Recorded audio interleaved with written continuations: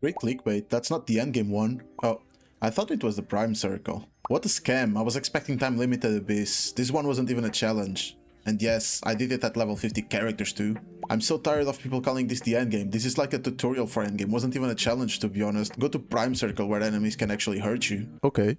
Challenge accepted. So if you've just seen from the title and from the start of the video, I beat the actual endgame mode on Neverness to Everness, that time limited one, Prime Circle, and honestly it was super close, so stick around to watch until the end if you're interested in the builds. If not, you can just skip. I will leave the timestamps in the description and probably on the screen. So yeah, let's get right into it. I'm gonna show you my builds, the characters I used, the teams I used on the floors, and what floors I had the most difficult one, as well as the power-ups. So let's start with showing you the teams that I used in each floor as well as the power-ups. Don't ask me what I was doing on floor 1. I have a random Edgar, I have a Haniel here, so just ignore this. I don't know what this is. This makes no sense. Floor 2 is the same. I actually don't know what I was thinking. Floor 3, it becomes a bit better. I put Haniel as the buffer on the main team, and I used Cheese as the main DPS on the second team. On floor 4, Hotori released, and I pulled for her, so I started using the Hotori premium team on the first floor, and I used the Scorch team on the second floor. Floor 5 the same, and this will be the same for the rest of the floors. I will just swap the order in which they are used if needed. Floor 6. Floor 7. Floor 8 is the first floor I used power-ups because the fish are super annoying and they give me a super hard time. I actually beat floor 9 with 3 stars without upgrades before I beat floor 8 with upgrades and 3 stars, so yeah. So yeah, I changed the Scorch team to inbound and the anime team to outbound, and I'm using team attack percent increase on the Scorch team because Haniel and Sakiri buff based on their attack, so this is good for this team, and I'm using the team damage 1 for the second team because of these annoying fucking fishes. Then floor 9, I didn't need any upgrades,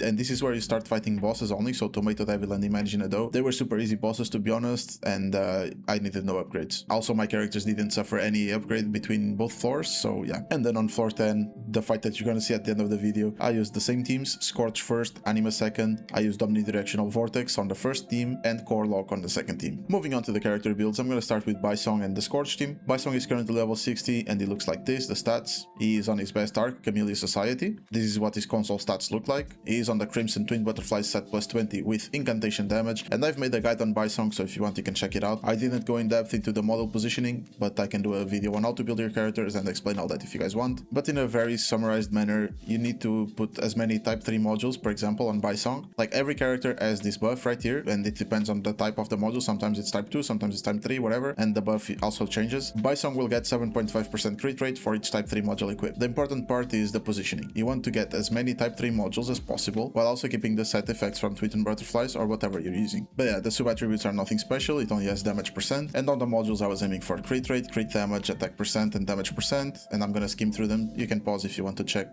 the upgrades of each one. He is A0, every character in this list will be A0, so I'm not going to show the rest, everything is A0, and the Esper abilities will be maxed based on their level, so level 60 characters will be level 6, level 50 will be level 4. Obviously at level 60 you can upgrade your passive too, which is super good because on Baicang, for example, it gives him 20% attack, and if you're using Skia, Fadia, or Lacrimosa, or even all of them, obviously Lacrimosa isn't out yet, but it will give him some extra buffs, whereas on Daffodill, for example, it increases Phantom Step damage by 80%, which is something from her ult that you will use in every single rotation 2 times per rotation on the Scorch team. But moving on, my Daff is level 60, this is her stats. She is on her Youthful Fantasy, this is what her console looks like. She's running a Diabolos plus 20 set with crit rate, attack percent, crit rate. If you have one with chaos percent damage, then it's even better. These are her modules, once again running crit damage, crit rate, attack percent, damage percent, and break intensity. And if you guys want, as I've just said, I can make a guide on how to build your characters, etc. And I can explain to you how to check the character's best stats, substats, main attributes, etc. and arcs, etc. Just let me know in the comments and I'll do one. Once again, I suggest you copy the positioning of the modules because they are basically maxed out for the bonus. Also, you may notice I have a lot of legendaries available, but I'm using the purple ones because the purple ones have the sub attributes, and having better sub attributes will be better than using a legendary one with bad sub attributes. So if you have purple ones with crit damage, crit rate, whatever, just use that one instead of a legendary one with HP and defense. Up next is my Sakiri. This is her stats. She's on her Good Boys Grand Adventure, and you get this for free. Her console looks like this. She's on Speed Hedgehog plus 20 with attack percent, because as I've just said, Sakiri stacks with attack. Her ult will boost you based on her attack. Her modules look like this. I was aiming for crit damage, attack, whatever, the same.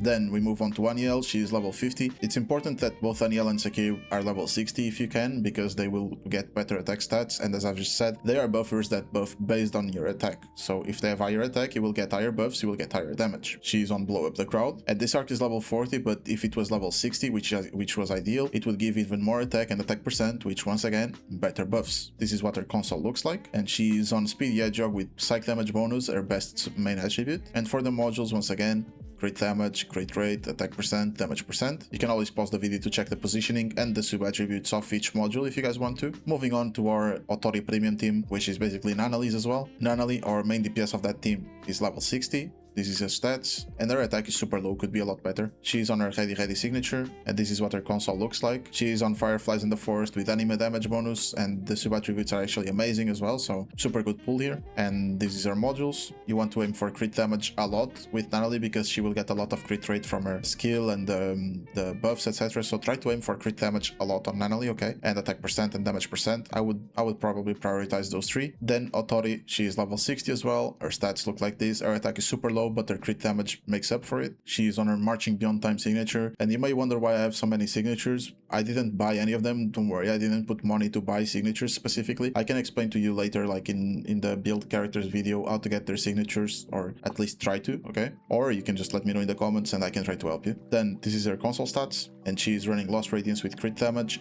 It would be good if she had a crit rate 1 or a Cosmos damage 1 as well, and honestly the sub-attributes are complete dog shit. Then this is her modules. Once again, crit damage, crit rate, attack percent, damage percent are ideal for her. Moving on to Zero, and this is where it's gonna be a bit different, okay? Zero usually is built with like Lost Radiance and Day Off to do some damage. In here, Zero is a pure buffer. I built Zero basically for cycle intensity because I want his cycles to be as strong as possible. He is level 50, and he is on the rain that shook the world because this arc gives cycle intensity. If you don't have this one, then you can run Day Off, which I've made a video on my channel on how to obtain for free. This is what his console looks like.